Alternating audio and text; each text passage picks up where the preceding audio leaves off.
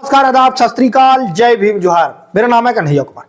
साथियों, आपने जिस प्रकार से देखा भगवा दारुओं के जो बोल है, जिस प्रकार से कुंभ के मेले में भगदड़ हुई, उनको लेकर के तमाम प्रकार के बाबाओं के बयान आ रहे हैं। वहीं साथियों, जिस प्रकार से बागेश्वर बाबा का जो बयान आया कि जो कुंभ के मेले में मौतें हुई हैं, उनकी मौत नहीं हुई है, उनको मोक्ष प्राप्त हुआ है। इस पर तमाम बाबाओं ने अपनी राय भी रखी। कई बाबाओं ने कहा कि यदि बागेश्वर महाराज को भी इस प्रकार का मोक्ष चाहिए था तो वो क्यों भीड़ के बीच में नहीं आए, उनको भी मोक्ष को सिधार जाना चाहिए। इस प्रकार की बात कई लोगों ने कही। वहीं आपने देखा कि जिस प्रकार से इस कृत्य को छुपाने की कोशिश की गई सरकार के द्वारा और खासकर उनके चाटुकार बाबाओं के द्वारा, और लगातार उनका समर्थन भी किया गया। इसी को लेकर के सबसे ज्यादा पूरे भारत देश में नाराजगी है कि जिस प्रकार से कुंभ के मेला की घटना को बड़ा चढ़ा करके बताया गया, वहीं इसको छुपाने का कार्य किया गया। लेकिन जिस प्रकार से कहा जा रहा है कि वहां पर 2-3 जगह पर भगदड़ हुई, लेकिन एक ही जगह की घटना बताई गई। लेकिन साथियों, सबसे बड़ी बेशर्मी की बात तो यह है कि जिस प्रकार से बाबाओं के बयान आते हैं,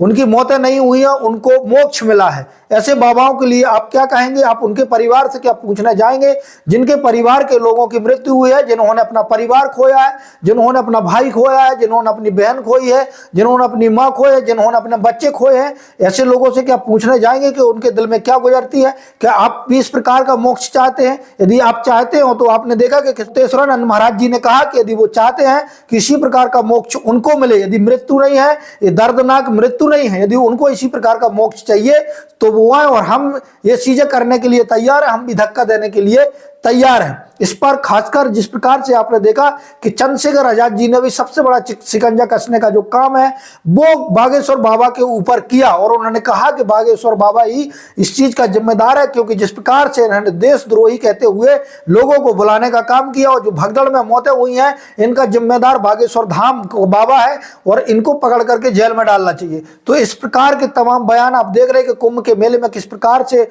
वहां पर भगदड़ मची, लोगों की मौत हुई। लेकिन गोदी पत्रकारों के द्वारा, उन चाटुकार बाबाओं के द्वारा, कुछ नेताओं के द्वारा इस चीज को छुपाने की कोशिश की गई, राजनीति करने की कोशिश की गई।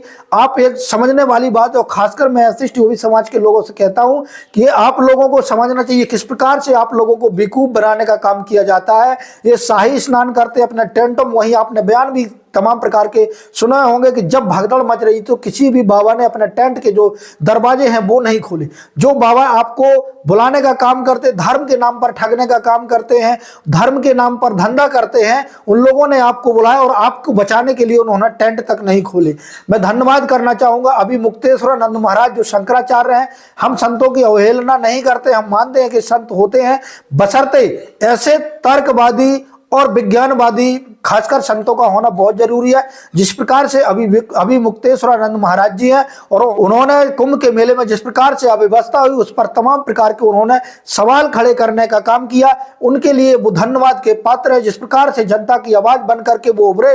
वहीं साथियों, बेशर्मी की हद तो तब हो गई जो लोकतंत्र बचाने की दुहाई देने वाले पत्रकार, उन्होंने इस चीज को रिपोर्ट नहीं किया, और लगातार उनकी नीचे की पट्टी ये चलती रही कि अफवाहों में न आए। लेकिन जिस प्रकार से पूरा कृत्य हुआ है, कहीं ना कहीं ये दर्दनाक है, और घटना जिस प्रकार से हुई है ये हृदय विदारक घटना है। आप लोगों की राय क्या है? कमेंट के माध्यम से जरूर दें। अभी तक आपने हमारे BM News 90 को सब्सक्राइब नहीं किया, सब्सक्राइब कर लो, साथ बेल आइकन को प्रेस कर लो, वही वीडियो को लाइक जरूर कर दें। धन्यवाद।